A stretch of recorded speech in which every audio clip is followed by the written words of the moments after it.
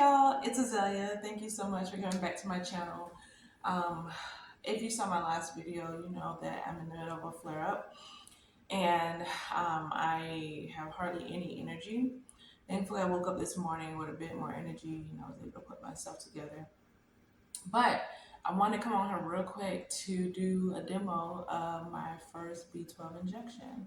So my doctor prescribed B12 for me.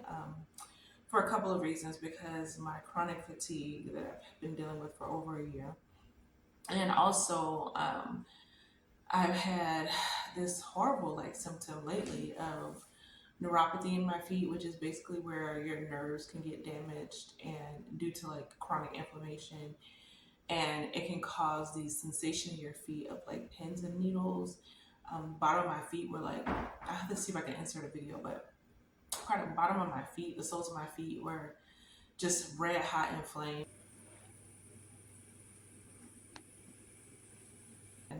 My doctor said to take some B12 because sometimes neuropathy can come from B12 deficiency.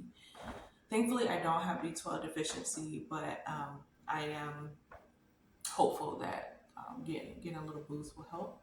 All right, so I'm going to jump right into it. So my doctor prescribed B12. I got these 2 vials from the pharmacy. One has the actual B12 vials in it, and then the other has the needles. And also I got 4 syringes. So I'm going to be doing B12 once a week for 4 weeks and see how I do.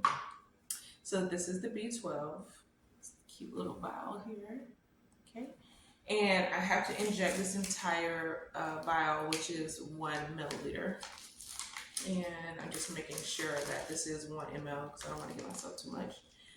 I already washed my hands, but this is mainly just for people who maybe have been prescribed B12 and they're nervous to do it themselves. As you all may know, I'm so close to becoming a midwife. I just graduated midwifery school about 8 months ago, and I just need to take my boards exams basically to become a midwife officially. So I've given so many injections to people. But this is my first time doing it on myself. So I'm used to giving injections in labor, or just prenatally. So here we go. So what I like to do is just peel back the needle. I'm sorry, the syringe. Keep that kind of in the package, and then I put that down for a second, and then I like to peel back the needle. So this is a needle with a cap on. And then what I like to do is just take the syringe while the needle is still in the packaging and just twist it.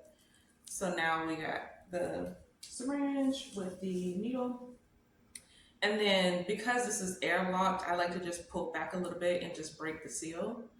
So now we can see that some of that air is now out, and the seal has been broken. And then the vial has this little cap on it, so I'm just gonna pop that off real quick. So now it's off. If there was, say you had a bigger bottle and this was exposed, you want to make sure you will alcohol swab this first just to disinfect. All right, I got my alcohol swab. What I used to like to do, especially for babies, newborns, because I used to inject newborns also when they were first born. So I'm just taking my alcohol swab and I'm just doing the circular motion to where I'm not touching the same. I wish I had another swab, but I don't. But I just like to kind of apply some pressure here. That kind of just tricks the brain to sensory, and basically so that it doesn't hurt as much. I've never done this before, so I am a little bit nervous. I got a fan going. And then I'm gonna uncap my needle. And then with my hand placed just onto my wrist, I'm going to inject the vial. So I'm going to insert and then withdraw. All right, so all of that is out. And now I'm just kind of pushing my vial, my syringe back up just so that all of the B12 is back into the space of the needle. And sometimes you can see a little bit of the medication come out, but you just want to make sure there's no air in your syringe.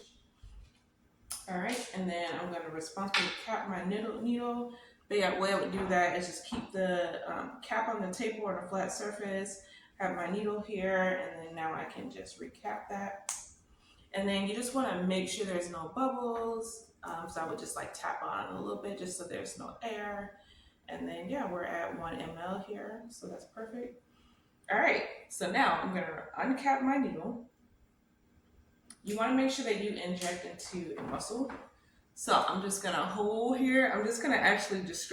So y'all, I cannot believe that I ran out of space just before I injected. And you can probably see there's like a little wet spot here. But basically all I did was I injected at a 90-degree angle basically. I had my hand on my thigh like this and I was kind of distracting myself. So I was trying to explain by doing this. But anyway, I hope this helps someone. Thank you for watching. Until next time, bye.